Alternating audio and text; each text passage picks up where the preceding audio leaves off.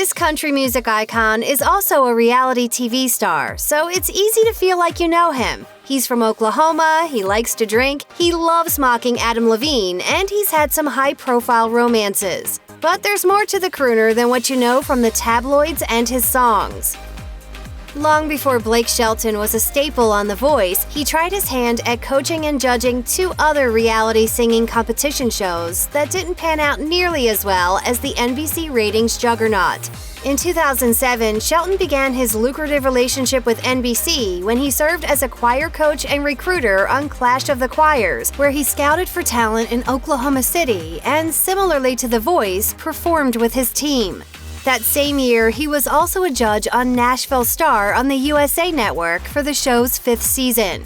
When asked if he was worried he'd be more considered a television personality than a country artist given his career trajectory, Shelton was characteristically frank. He told Rolling Stone, "My job at The Voice is to represent country music. I take that very seriously. So many hit songs have been launched from this show, and so many songs have been discovered. It's bringing music into 13 million people's living rooms. There's nothing but f***ing awesomeness that comes out of that." Blake Shelton may not have won season 16 of The Voice, but he's still the greatest of all time. Blake Shelton is one of the highest-paid country stars on the planet thanks to reality TV.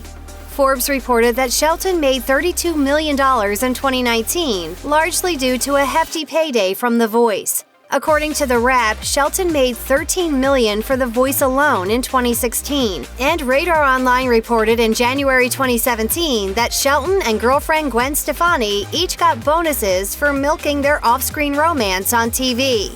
Go ahead and take that claim with the appropriate grain of salt.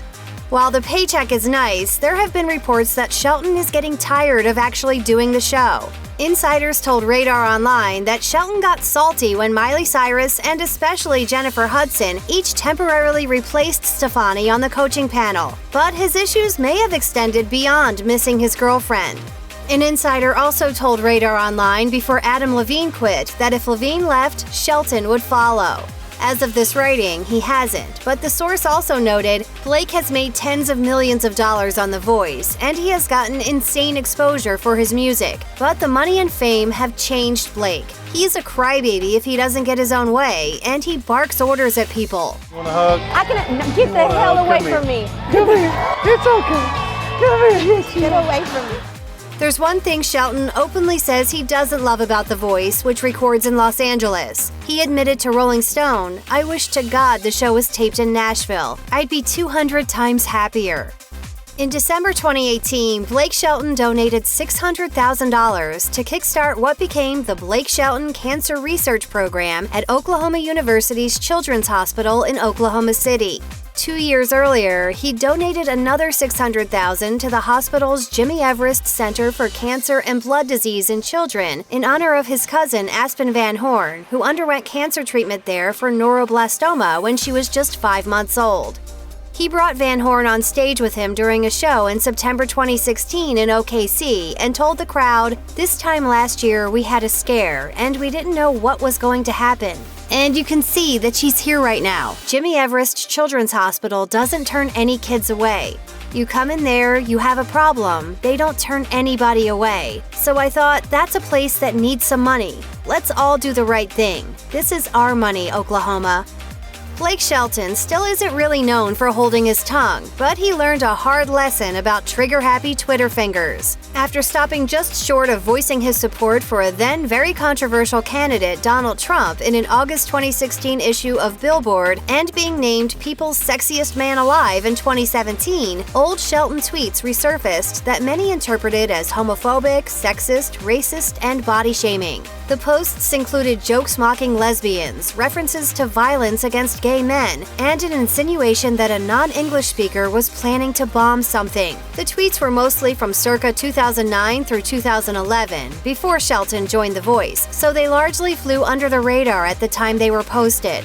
When called out, Shelton deleted the offensive tweets and apologized with the following: "Everybody knows comedy has been a major part of my career, and it's always been out there for anyone to see. That said, anyone that knows me also knows I have no tolerance for hate of any kind or form. Can my humor at times be inappropriate and immature? Yes. Hateful? Never. That said, I deeply apologize to anybody who may have been offended. The scandal died down relatively quickly, and there's reportedly a reason for that. Sources told Page Six that NBC and the Voice reps threatened to revoke access to the show's stars and tapings from outlets that reported on the tweets. Shelton later griped to Rolling Stone that he was tired of the drama from Twitter and the quote, crybaby reaction to not being politically correct. Considering how successful Blake Shelton is, it comes as somewhat of a shock to many casual fans that he doesn't write most of his own songs. He explained to CBS News, "If I've written 200 songs in my life or 300 songs, I probably have 15 of those that I'm proud of. That I truly go, man, I did something there. And I can't imagine me convincing myself that I'm a better songwriter than some of these people in Nashville. I just want the song to be the best song it can possibly be." Shelton doesn't keep his lack of writing credits a secret, however, and frequently speaks out in support of Nashville songwriting teams. Still, the ones he does write, such as Friends from the Angry Birds soundtrack and Go Ahead and Break My Heart, are usually fan favorites. He and then-wife Miranda Lambert collaborated on Over You, inspired by the death of Shelton's older brother in a car accident in 1990, as well as several others close to the couple. Lambert told Headline Country in 2012, "He doesn't write that much. I'm definitely way more into songwriting than he is. But when he does, it's extremely special." Check out one of our newest videos right here, plus even more Nicki Swift videos about your favorite musicians are coming soon. Subscribe to our YouTube channel and hit the bell so you don't miss a single one.